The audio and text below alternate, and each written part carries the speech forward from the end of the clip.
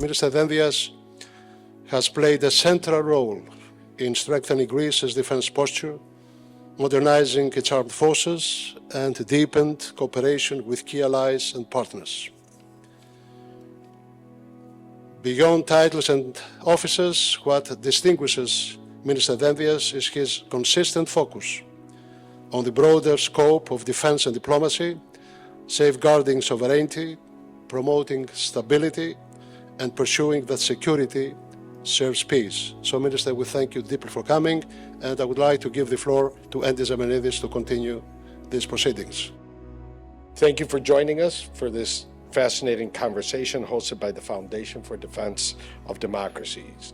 Today's discussion will discuss Athens' position at the crossroads of energy and security in the Eastern Mediterranean and beyond. I think the difference now from years past is we're looking at a greater Eastern Mediterranean that goes maybe as far north to Ukraine, as far south as the Red Sea, as far east as India.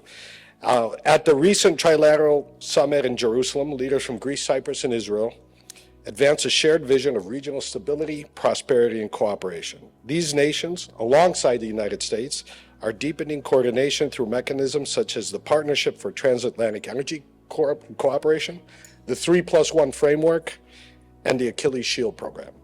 As Greece emerges as a pivotal partner in U.S. energy strategy, these initiatives are cementing Athens' roles as the linchpin of Eastern Mediterranean security. Now, here to discuss Greece's trilateral diplomacy with Israel and vis-a-vis Turkey, the intersection of energy and security, and more, our FDD Executive Director and good friend of Endis, Jonathan Chanzer, and Greek Minister of National Defense and a favorite here, Nikos Dendias. Before we dive in, a few words about FDD. For almost 25 years, FDD has operated as a fiercely independent, nonpartisan research institute exclusively focused on national security and foreign policy. As a point of pride and principle, FDD does not accept foreign government funding. For more on FDD's work, please visit FDD.org, follow them on X and Instagram, and subscribe to their YouTube channel. John, the floor is yours. You're meeting with U.S. officials. You're here in our capital. What are your needs? What sorts of capabilities, platforms, assistance do you need from the United States, or has Greece prioritized in its discussions with the United States? Well, I was in the Congress in the morning, meeting the Secretary in the afternoon. Our immediate need is not asking for particular platforms, or particular systems, or for money. What I prioritize as number one is to have a clear understanding of where we are. Because if that's there, all the rest will follow. But we have to share a common view on the challenges of our region. If that is not there, then all the rest will be a problem. Will be a negotiation, will be a discussion, will be whatever.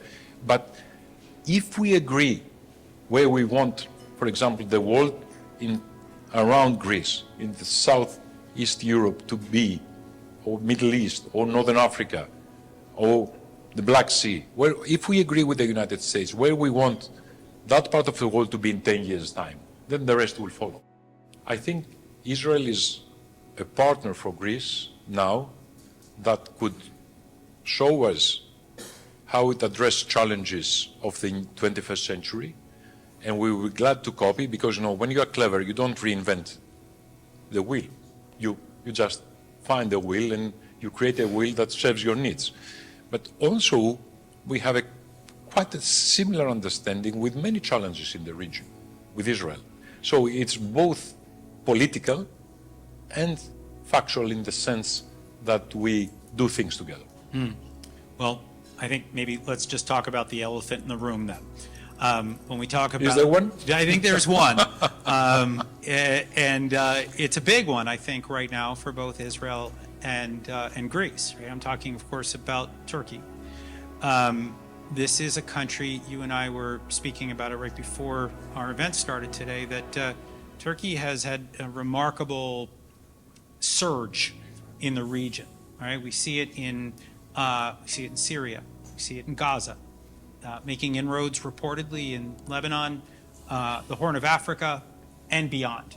And I think that if there is in fact a war between the United States and Iran, I'm going to expect that Iran loses power and Turkey probably gains. This is not in the interest of Greece, and it is not in the interest of Israel. So I guess if you could describe the common vision of what you'd like to see and maybe what you would not like to see as a result of Turkey's increased, they call it neo-Ottoman expansionism. I'll let you describe it as you will. Well, first of all, I'm going totally to agree with you that Turkey has been Turkey, I call it, as President Erdogan wants his country to be called Turkey. Turkey, he thinks it's diminishing the country because of the relevance to the bird. So I would totally agree with you that Turkey has been extremely successful in the last few years. You mentioned a number of Turkish successes. I will add Libya to it. There's a military presence in Western Libya now, and I believe that Turkey is also creating an understanding with Eastern Libya.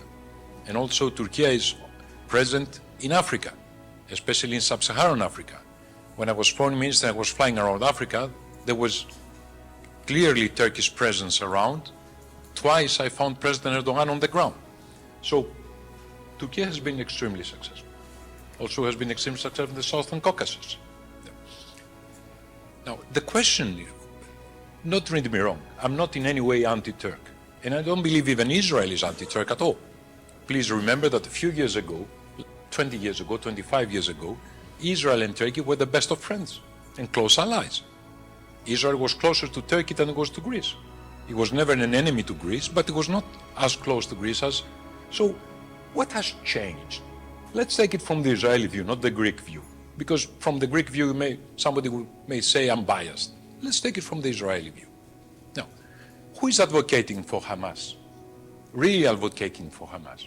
Who has never expressed any regret for what happened the 7th of October in Israel? Who hosts the Muslim Brotherhood? And I'm always saying, when I'm in European capitals, and now I'm in Washington, the capital of the United States, I propose a test, which I think is very, very easy to perform. We do have artificial intelligence. Great. So let's ask the Americans to produce a photo of the future in 10 days, in 10 years' time, or in 20 years' time. How they wish, according to their interests, Eastern Mediterranean to be, and the Middle East. And then go to Ankara and ask the same question to President Erdogan, to project in a photo how he would like that region to be in 10 or 20 years' time. Now, how similar those two photos will be, you think? I think they will not be similar at all. No. They will be totally, totally different. So that's my answer to the United States. What do you want? What serves your interest? The Israeli, let's say, point of view, or the Turkish point of view? And act according to your interests. Okay, so clearly, and by the way, the list that you mentioned of all the crimes of this regime in Ankara, I think is all accurate. No, I only stated facts. Oh, I was going to say... I didn't characterize anything. No, but not a word. I would just also argue they've laundered money for the Islamic Republic at the height of the standoff over its nuclear program, the support of ISIS. I mean, the ways in which this regime in Ankara have worked against American interests, Greek interests, Western interests, Israeli interests, it is truly remarkable. So I think my next question to you would be, what can or should be done? Is this an EU thing? Is it a NATO thing? Is it just a trilateral thing between Israel, Greece, and Cyprus? In other words, if the region is to fight for itself and not to have the intervention of the United States, because I think we can all agree the President of the United States and the President of Turkey have a good relationship right now. The odds of the United States intervening and pushing Turkey back seems low right now, to me. That's my assessment. Are there ways in which the region can gain more ownership? For example, people here have talked about the Greek and Israeli navies patrolling together on the Med. Is that something that you're considering? Are there other initiatives that might be a deterrent to Turkey? So I'll start with your point of the friendship between President Trump and President Erdogan. Great. why can it be the right way? President Trump pulling President Erdogan towards Western values, towards the Western approach to Western interests, instead of vice versa. I mean, why would President Trump accept the idea of an Islamist element in the region and not pulling President Erdogan towards his original position? And please allow me to remind you, what was the original position of President Erdogan? He wanted Turkey to become a member of the European Union. He wanted human rights. He wanted rule of law in Turkey. Why can't we bring him back in that original DNA of his?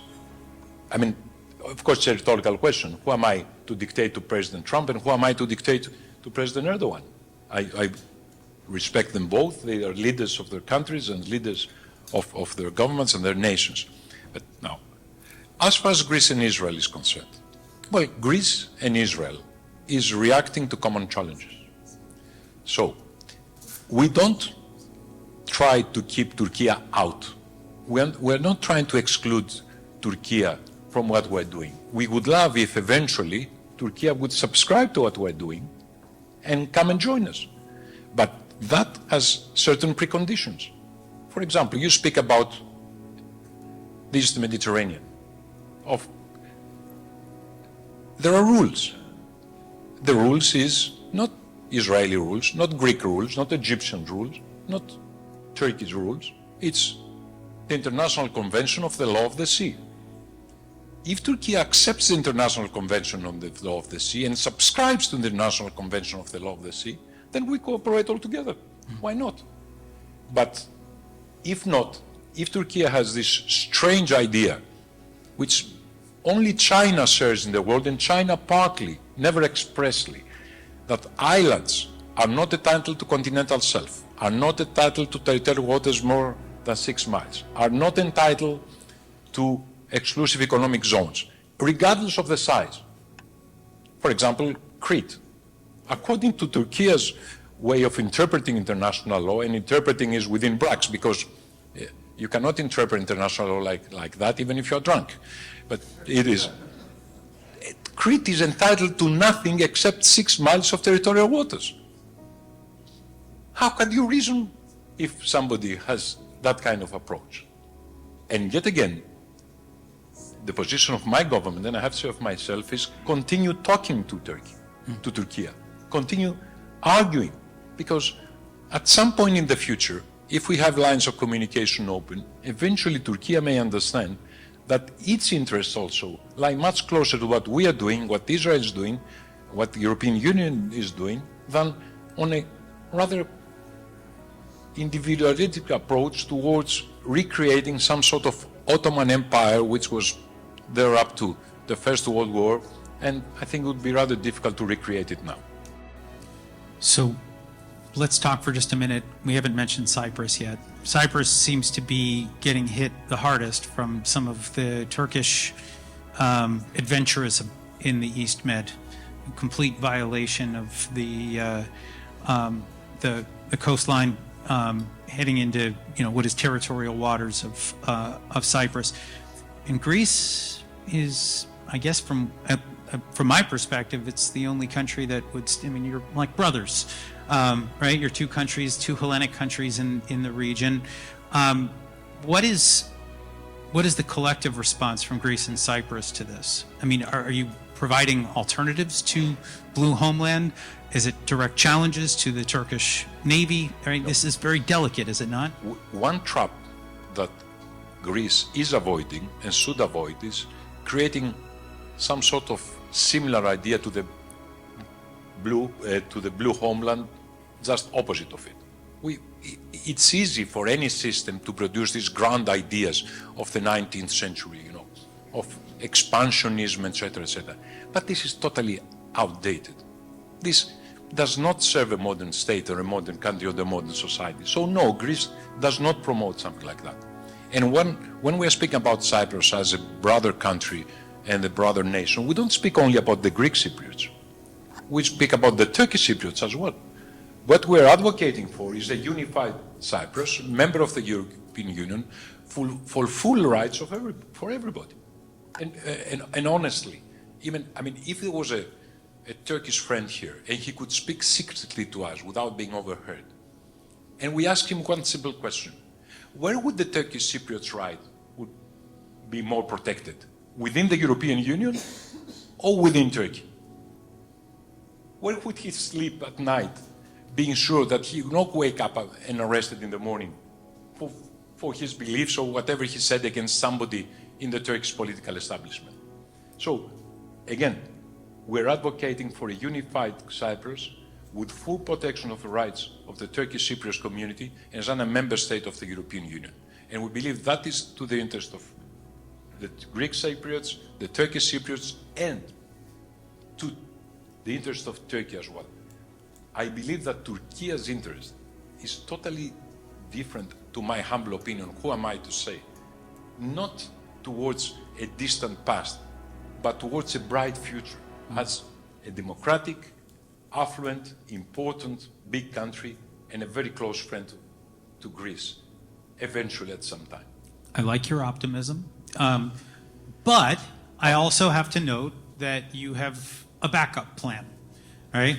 We have all heard about Iron Dome. We heard about Golden Dome. You have Achilles' shield. Yes, we do. So that's obviously there for a reason. That's in case your vision for the region begins to crumble. Being an optimist Yes. doesn't mean I'm a fool. I can see what's all around. My government, my prime minister, the Greek parliament, all the Greek parties appreciate the challenges. So we have to prepare for the worst and hope for the best. Now, Achilles' shield, it's a much more holistic approach than anything else existing right now. It's much more holistic than Iron Dome or the Golden Dome, because it includes everything, every kind of challenge, coming from the space or cybersecurity, or the sea, or under the sea, or the air, or ballistic missiles, or cruise missiles, whatever.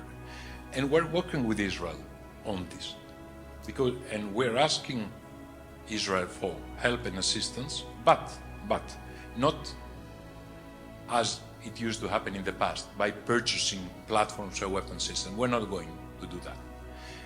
We're going to produce at least 50% of those systems in Greece, and also get the know-how, and have this extremely efficient and extremely successful Israeli innovation ecosystem to work with our ecosystem, because we need a jump start.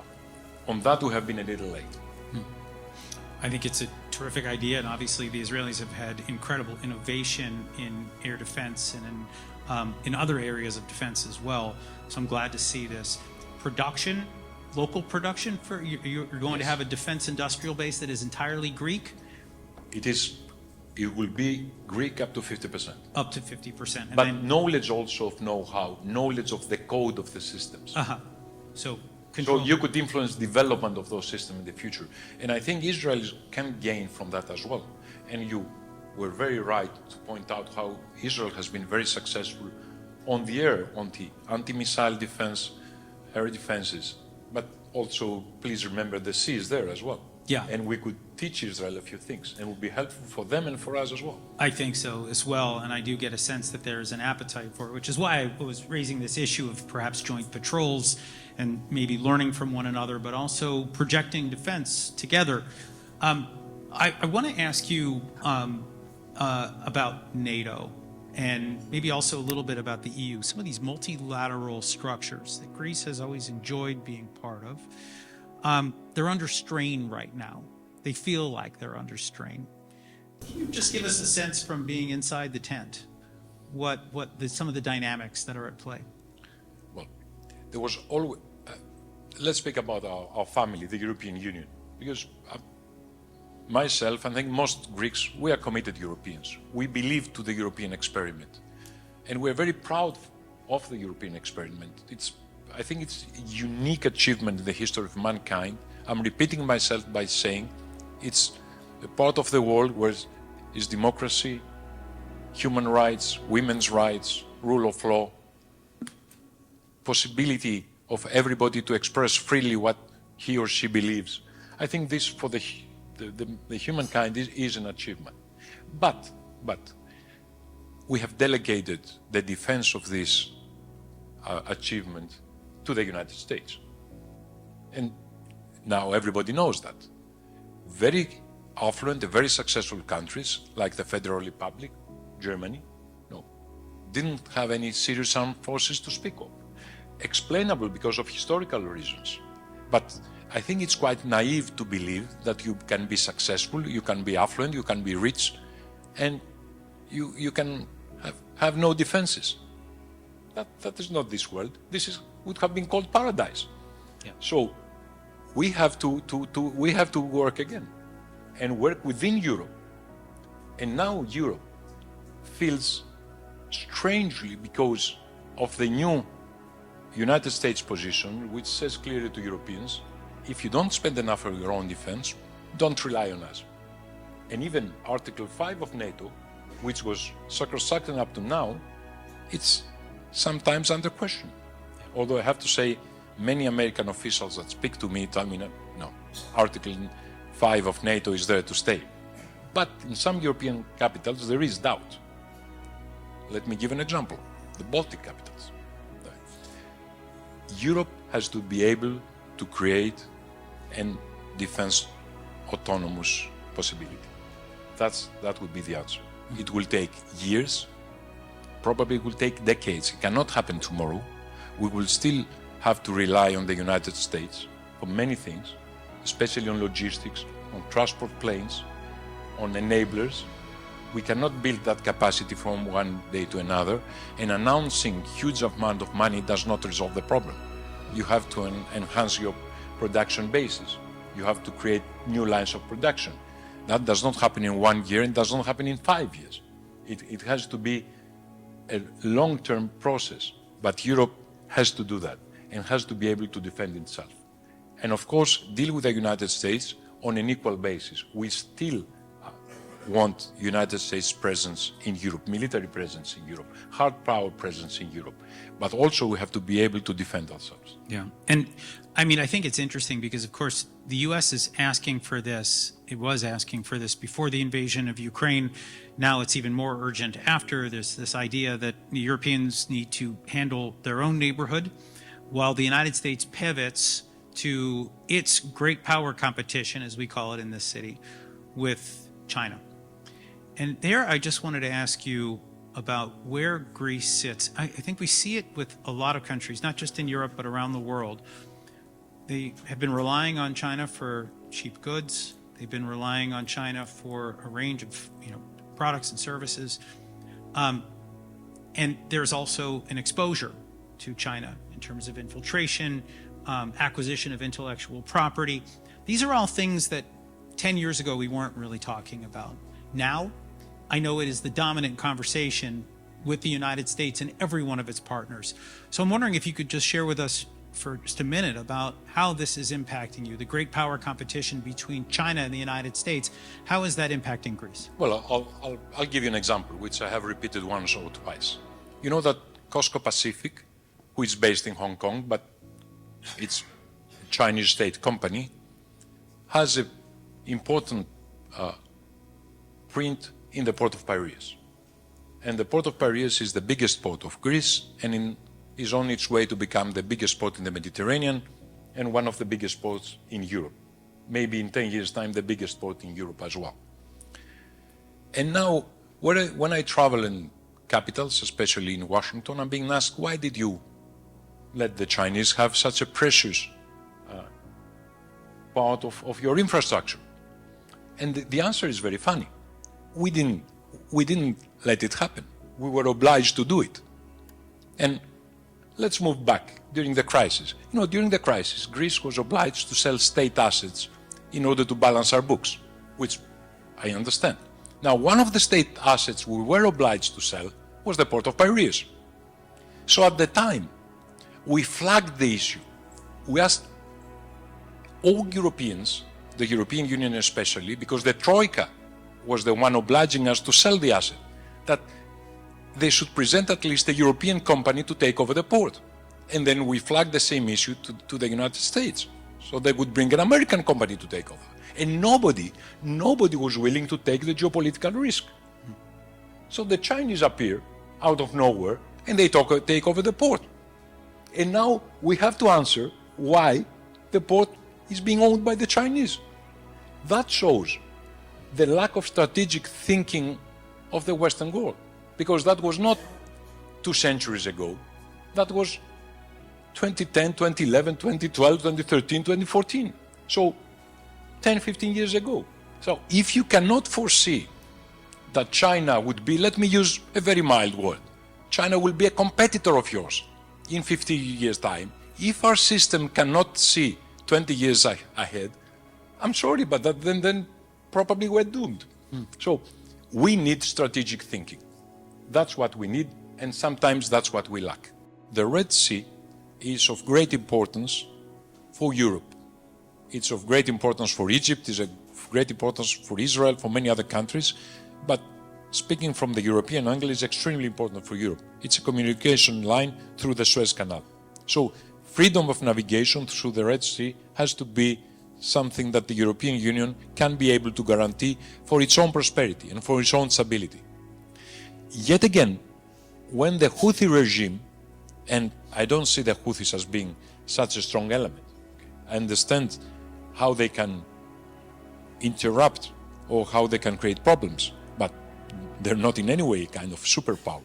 So when the Houthis, using really primitive drones, created problems in the Red Sea, it was Greece that had to take the initiative to create an operation called Aspides. It means it's shield, it's a Greek name, in the Red Sea.